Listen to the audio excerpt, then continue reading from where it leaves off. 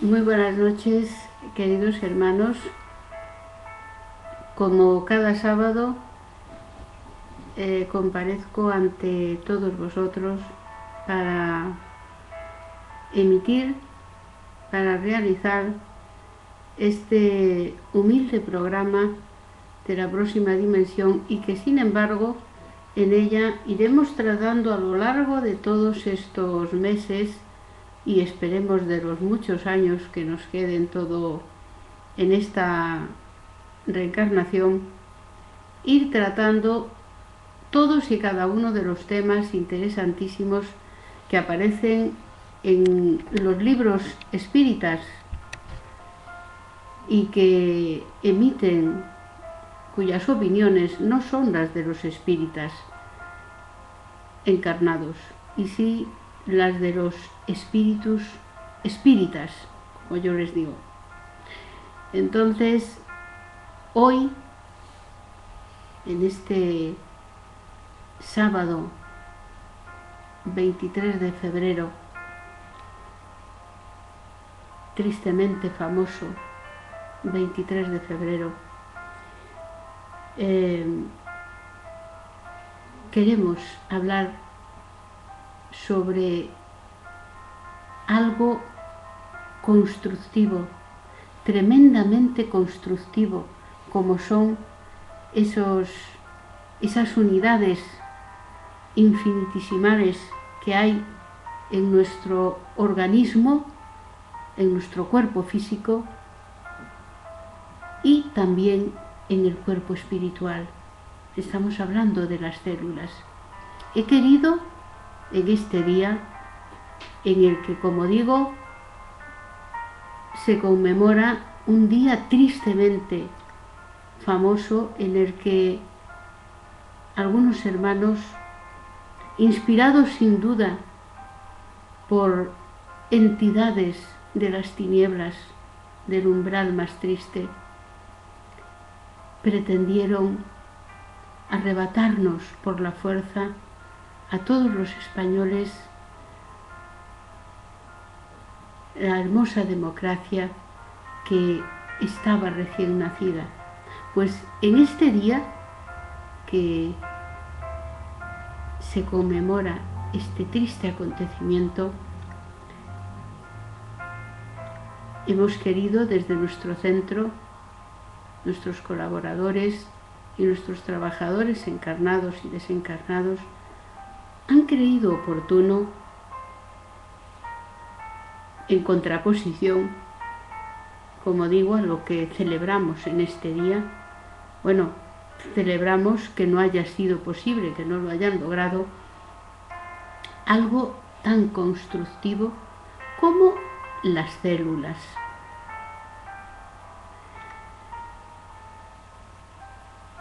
Sin embargo, como siempre, queridos hermanos, inicio este programa con una oración que es como deben iniciarse todos y cada uno de los actos o programas espíritas.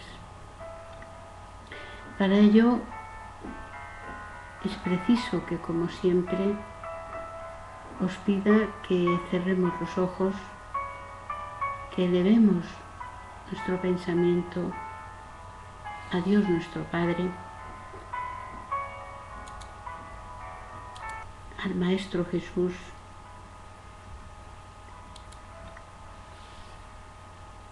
a los buenos espíritus. En este día, Señor, me gustaría pedirte por todos aquellos de nuestros hermanos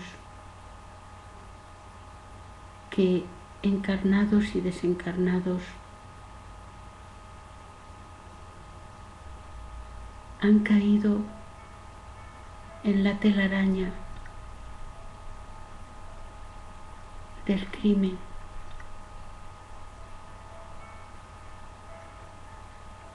de la delincuencia,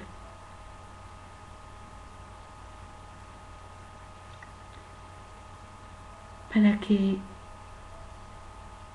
la energía resultante de esta oración, que aunque sencilla y humilde, pretende, gracias a la acción de los buenos espíritus, envolver a todos sus hermanos y hermanas, como digo, complicados en acciones, palabras y pensamientos criminales, envolverlos con nuestro efluvio, en el que el sentimiento dominante es el amor al prójimo, el amor a Dios sobre todas las cosas y al prójimo más que a nosotros mismos. Y pretendemos que en su corazón se abra una brecha a ese amor fraternal al que estamos llamados todos nosotros desde el monte Sinaí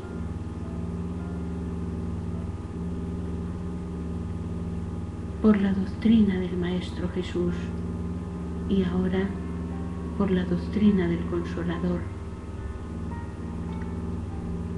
para que esa brecha que se abra en el corazón de nuestros hermanos que están sumidos en las tinieblas de la ignorancia rompa el endurecimiento de esas capas creadas por el rencor, por el odio, por la falta de perdón que todos hemos ido depositando poco a poco a lo largo de nuestras muchas existencias, y que se abran a ese amor que desde todos los rincones del universo grita la creación. Así sea.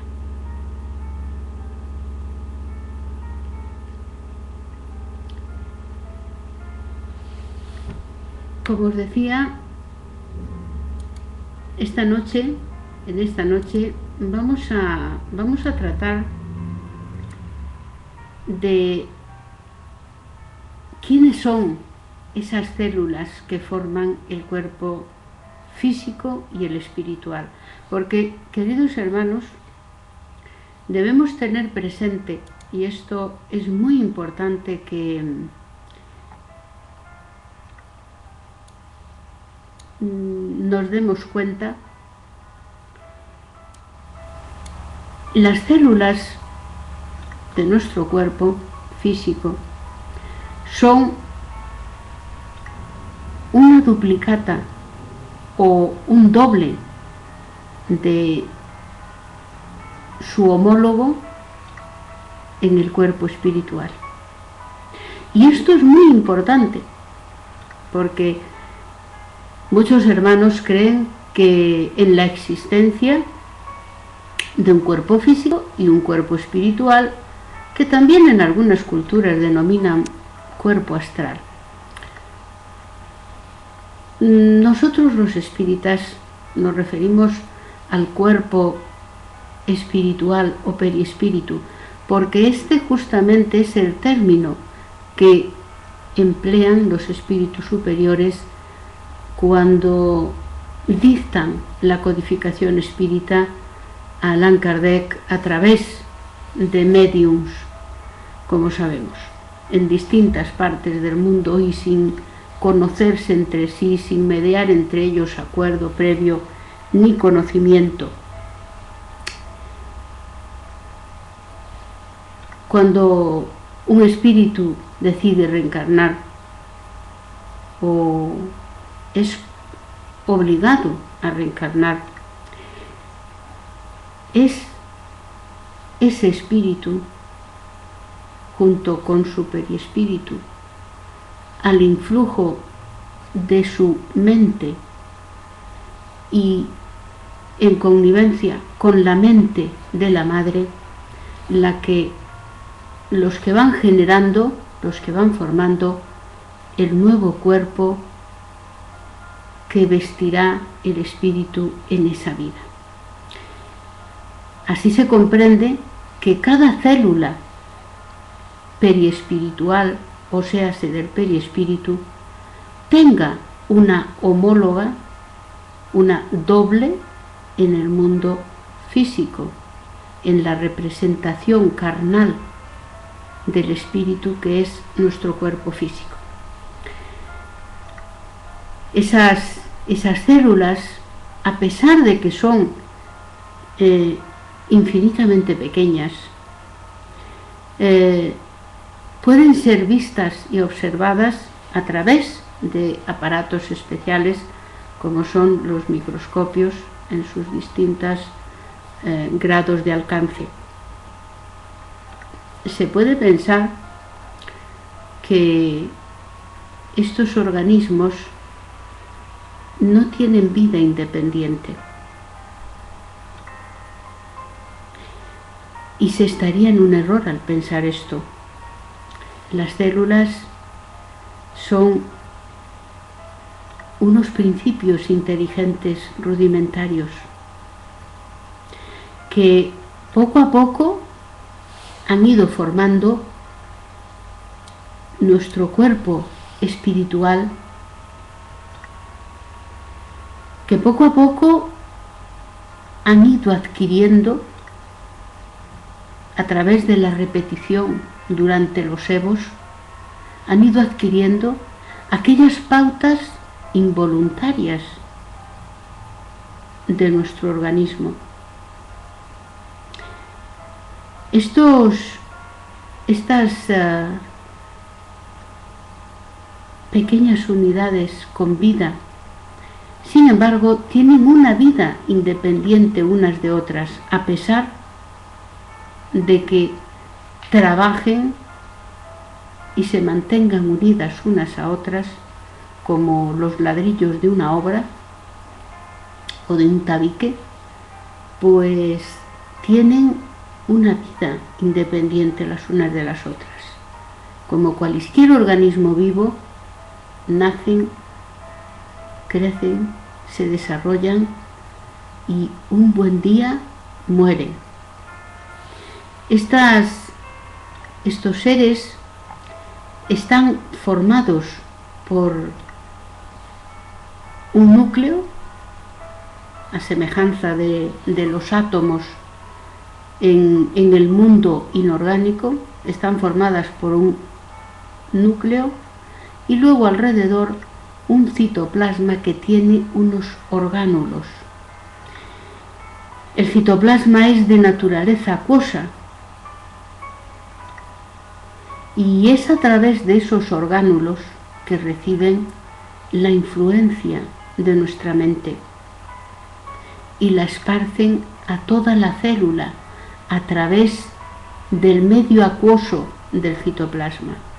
Por lo tanto, el gobierno de la célula, hemos sabido recientemente que es el que le dicta el propio espíritu a través de la mente y a través del centro coronario. Hemos hablado muchísimas veces de esos 7 centros energéticos que tenemos en el cuerpo espiritual, que se corresponden con otros 7 centros denominados vitales en el cuerpo físico. El principal de todos ellos es el centro energético coronario. Él es el responsable del gobierno, la vigilancia, la inspección y de dar las órdenes oportunas a los otros 6 centros energéticos que tenemos extendidos por todo nuestro cuerpo espiritual. Y por su vez, cada uno de esos centros emite transmite elementos, influencias y órdenes a través del sistema nervioso, a través de las células, por tanto, a todos y cada uno de los órganos y sistemas de nuestro cuerpo físico y por ende, lógicamente, a las células en el campo físico. Por ello, estas criaturas que podríamos llamar de naturaleza electromagnética y que se someten a esa otra gran máquina electromagnética superinteligente que es nuestra mente gobernada por nuestro espíritu directamente, son, como digo, las responsables de la vida orgánica nuestra, tanto a nivel somático del cuerpo físico como a nivel psicosomático, es decir, del cuerpo espiritual. Son auténticos motores eléctricos microscópicos. Funcionan de modo autónomo y, sin embargo, son disciplinadas y grandes trabajadoras y mejores obreras de la mente. Ellas trabajan al influjo de la mente, desempeñando cada una labores, ya sea de modo colectivo o de modo individual, porque como aquellas que realizan cuando están para la fabricación de la linfa en la sangre o cualquier otra función que requiere una actuación independiente y no como un sistema aglomerado formado por muchas células que todas trabajan y se especializan en el mismo tipo de trabajo, como digo, a la influencia de nuestra mente.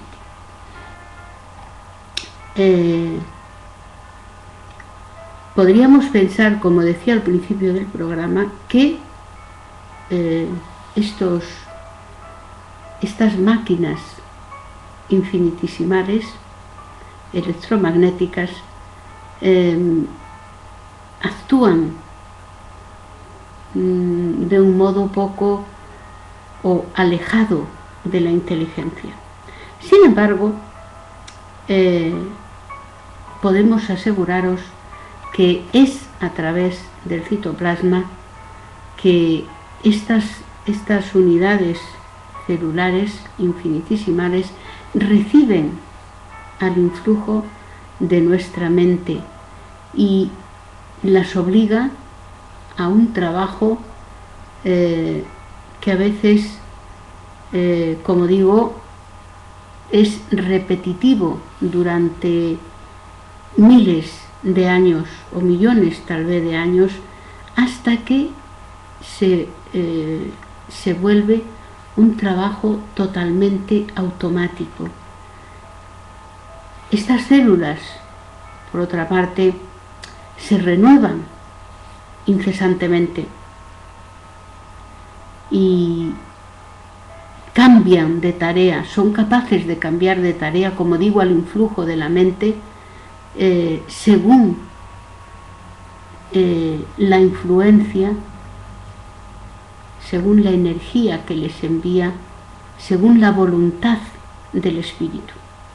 El espíritu tiene una voluntad, tiene unos pensamientos, y esos pensamientos llegan a las células, señalándoles a veces trabajos que no están acostumbrados a hacer. Me voy a explicar.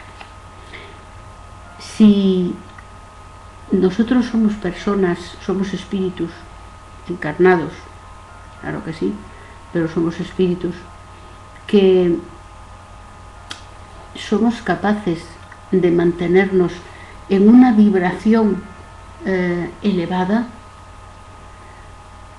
en no en una alegría artificial, no estoy empujando a nadie hacia la hipocresía o los estados poco realistas, sino realmente que somos conscientes, alguien que sea consciente de la temporalidad de los problemas de este mundo y que es capaz de sobreponerse a esos problemas, teniendo por lo tanto la mayor parte del tiempo lo que decimos un buen ánimo ante cualquier situación. Lógicamente esa energía, que es la correspondiente a nuestro pensamiento, irradiará a nuestro alrededor, siendo nuestra propia mente la primera que se retroalimente de esa propia energía, de esos pensamientos positivos nuestros, los cuales a través de la mente recogerá y enviará al centro coronario, y este a su vez los enviará a los otros 6 centros energéticos del cuerpo espiritual, los cuales por su vez los enviarán a los 7 centros vitales que se corresponden la situación con la de los 7 centros energéticos en el cuerpo espiritual. Y estos centros vitales situados en el cuerpo físico, por su vez, serán los encargados de distribuir esos elementos que reciben a todos los órganos de los cuales reciben influencia. Reciben influencia de esos centros vitales y energéticos. Por lo tanto, ya tenemos cómo se distribuye el influjo y la influencia de nuestra mente a lo largo de todos los órganos del cuerpo. Y esos órganos están formados por sistemas. Esos sistemas están formados por aglomeración de células que tienen una especialización y que realizan un trabajo. Sabemos que las células se dividen por mitosis. Por lo tanto, cualquier influencia de la mente, pensamientos pesimistas, poco afortunados, pensamientos destructivos, pensamientos faltos de amor, que es la gran energía, la mayor energía del universo, la energía con la que Dios ha construido todo el universo. Si nuestros pensamientos están alejados de el mayor mandamiento, que es el amor, entonces nuestras células, todas y cada una de las células de nuestro organismo físico y espiritual, va a verse privada de la mayor energía de todo el universo. Por lo tanto, permanecerán rodeadas de las tinieblas, porque recordemos que reciben influencia de la mente a través de los orgánulos que hay situados en el citoplasma, y el citoplasma, siendo un medio acuoso, es capaz de transmitir perfectísimamente esos impulsos eléctricos que reciben del sistema nervioso. Por lo tanto, la célula, en lugar de empezar a dividirse de un modo normal y adecuado, puede empezar a dividirse de un modo anómalo. Y ahí, queridos hermanos, tendríamos el inicio de un tumor cancerígeno, porque los tumores cancerígenos, con mayor o menor capacidad de división, cuanto más abrasivos, mayor capacidad de división tienen, son células que han comenzado a dividirse a una gran rapidez y de un modo anómalo. Cuanto mayor capacidad de división tienen, más graves son los tumores resultantes de las mismas. Y ello es debido precisamente a un influjo anómalo de la mente, del espíritu que las gobierna, sobre el citoplasma, sobre el campo citoplasmático de esas células, que es desde donde en realidad se gobierna. Y pensarán muchas personas que ¿qué está diciendo esta mujer? Si ella no tiene ni idea de medicina, y tienen razón. Yo no tengo ni idea de medicina, lógicamente, pero los espíritus espíritas sí tienen mucha idea de medicina y conocen perfectamente el funcionamiento de nuestro cuerpo físico, del cuerpo espiritual, de nuestra mente y cómo lo influencia el espíritu. La propia ciencia corrobora estas palabras y este pensamiento de los espíritus espíritas. Estudios recientes, precisamente estudios científicos estamos aludiendo, no estamos aludiendo a ningún diríamos a ninguna cuestión mística, revela que cualquiera de estas células, por ejemplo de la epidermis o del rabillo del ojo, que son unas células en forma de bastoncillo, en fin, de cualquier célula que aislemos del resto de las células y con una forma filamentosa, por ejemplo, la de los músculos, que tienen una forma filamentosa para la contracción y la dilatación propia de los músculos, la separamos y la suspendemos en suero fisiológico a temperatura del cuerpo humano. Y transcurridas unas horas vamos a ver que empiezan a desarrollar una intensa vida estas células.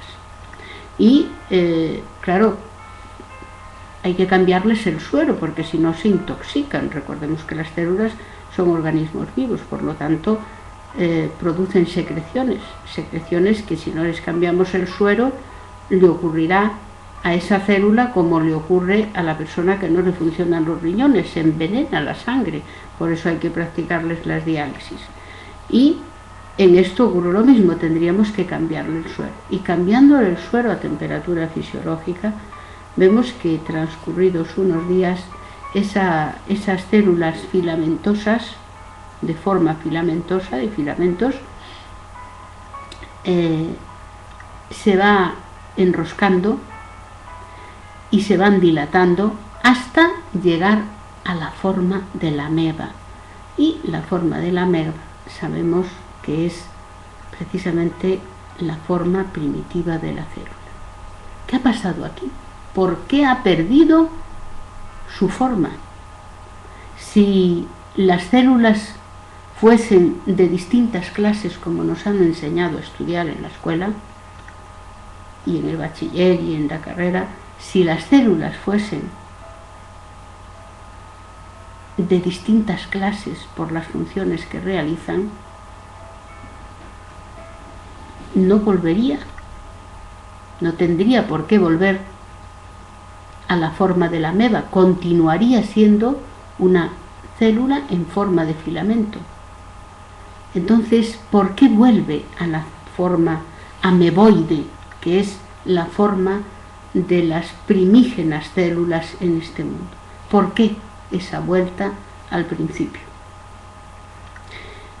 La espiritualidad, los espíritus espíritas nos lo explican perfectamente y se lo explican a través de la psicografía de Chico, y es que lejos de la influencia de la mente, que es quien les da la especialización, la forma y el tipo de trabajo que tienen que realizar, lejos de la influencia de la mente que las gobierna, las células vuelven a su primera forma, a su forma primígena en este mundo, que es la forma ameibal, y entonces empiezan a dividirse y a adquirir la forma que satisface a sus propios impulsos primígenos, que son los que realmente la célula lleva a lo largo, lleva codificando a lo largo de cientos de miles de millones de años. Lejos de la influencia de la mente, vuelve a esos impulsos primarios.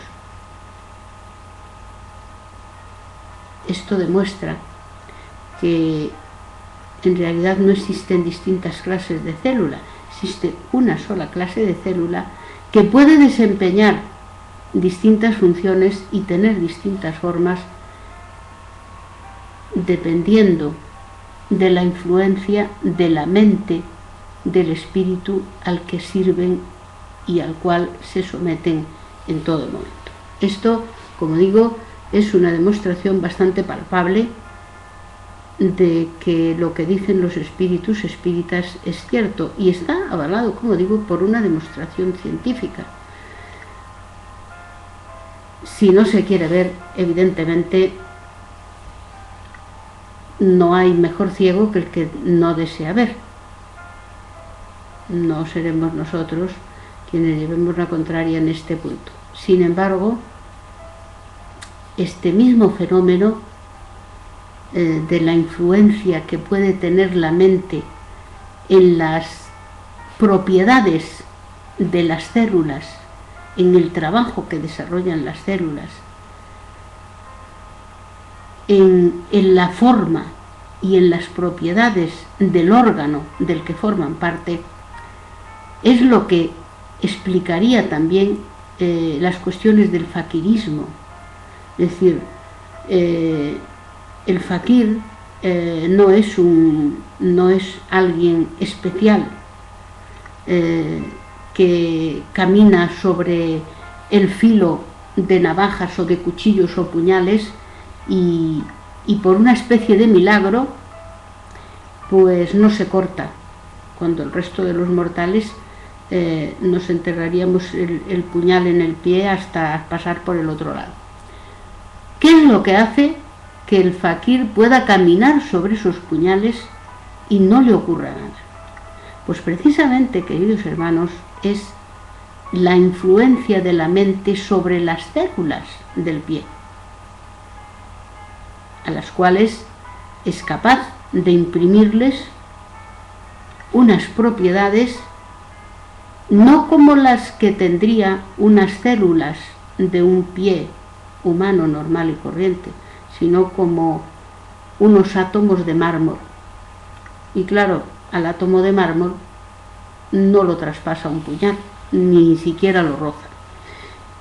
Es esto, precisamente, es esta especie de saturación energética que reciben las células de la mente, lo que explica el fakirismo e incluso las sesiones espíritas, en las que de materialización de un espíritu, en las que una conciencia relajada y concentrada es capaz de el medium en este caso de efectos físicos, es capaz de expelir una sustancia concentrada de ectoplasma que sirve para la materialización de ese espíritu. Esto es lo que explicaría también esa materialización, ese ectoplasma al influjo de la mente del medium y de otros espíritus del mundo espírita que colaboran en esa materialización, son las que son responsables de esa densidad, tanto que el espíritu que se materializa, si le tocásemos, tendría el tacto de una persona encarnada y con su cuerpo físico. También el influjo de la mente sobre las células es demostrable en esos trasplantes, en los cuales hacemos un trasplante de tejidos de un órgano para otro, y esas nuevas células trasplantadas e implantadas en el nuevo órgano forman a veces órganos extras o monstruosidades. ¿Por qué? Pues por la saturación de las órdenes que recibían esas células. Tienen el citoplasma y saturado de las órdenes de la mente sobre el antiguo o el primer órgano en el que trabajaban. Y cuando son trasplantadas a otra parte, entonces generan a veces unos órganos, por así decirlo, extras que no hacían falta y que además tienen aspecto monstruoso, y precisamente esto es explicable a través de las órdenes magnéticas de las que esas células estaban saturadas, y de repente son trasladadas a otro órgano donde tiene que realizar otras funciones, pero sin embargo, como sigue saturada de las órdenes de la mente para trabajar en el primer órgano en el que trabajaba, seguirá trabajando un tiempo en la misma forma, con lo cual se generará una especie de monstruosidad que luego poco a poco se irá corrigiendo. También sería explicable, tal vez, es solo una idea, es una idea mía, muchas veces los rechazos que surgen en los trasplantes.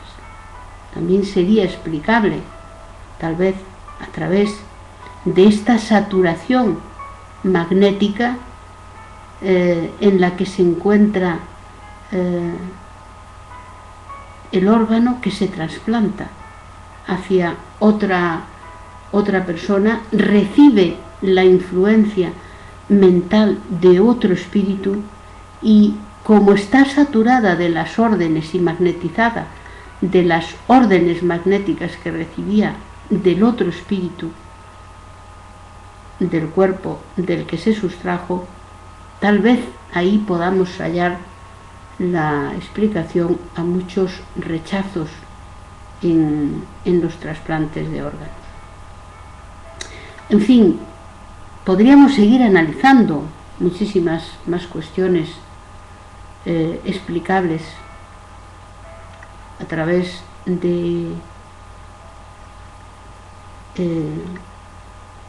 el automatismo celular y la forma de funcionar las células físicas, las células espirituales, y la influencia de la mente y del espíritu sobre las mismas, a las que transmite, como digo, unas órdenes magnéticas que luego, si son sacadas esas células de ahí, pues generan monstruosidades y hasta incluso rechazos en los distintos trasplantes. Nada más, queridos hermanos, nada más decir que, como veis,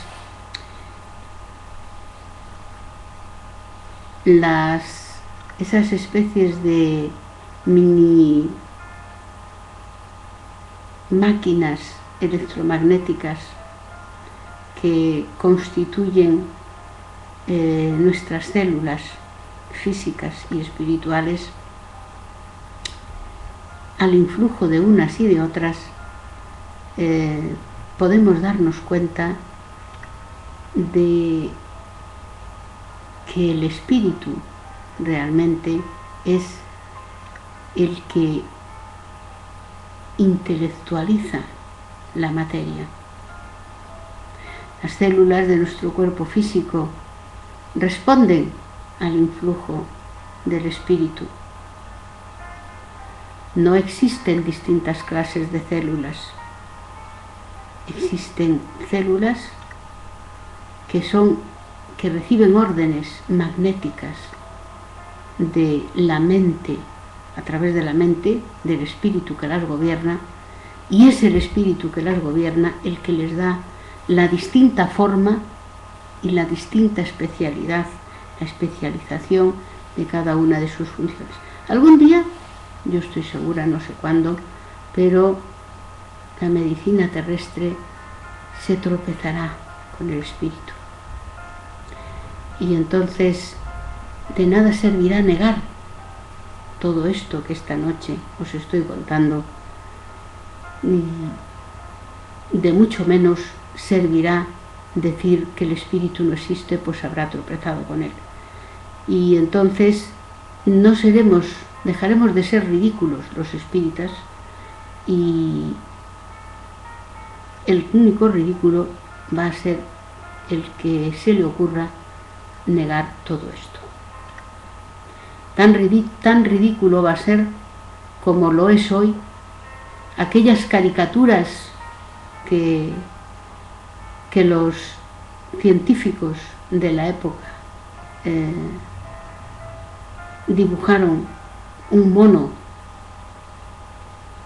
saltando de árbol en árbol, y ese mono tenía la cara del insigne científico que descubrió la evolución de las especies, el doctor Darwin.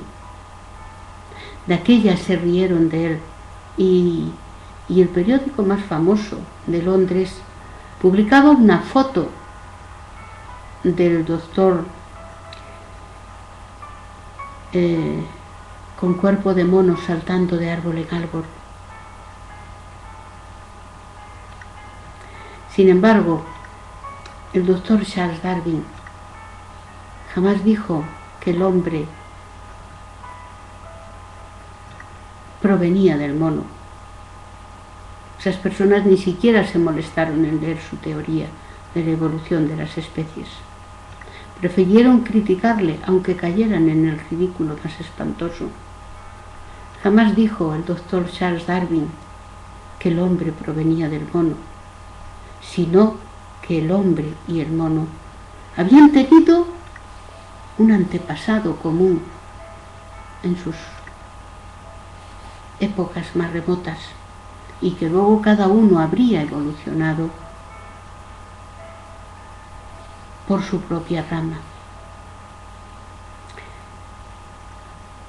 Hoy quienes hacen el ridículo son quienes se opusieron a la teoría científica más revolucionaria y verídica, para mí, de toda la humanidad. Hoy ya nadie se ríe del doctor Charles Darwin. Todos, la historia habla de ese eminente científico, de ese gran doctor, de su valentía, de su arrojo, de su inteligencia. ¿Alguien recuerda a esos otros que le dibujaron como un mono saltando de rama en rama? Pensemos en esto, reflexionemos en esto mientras transcurre la próxima semana, hasta que volvamos a encontrarnos el próximo sábado. Abrazos al corazón de todos, desde Sevilla.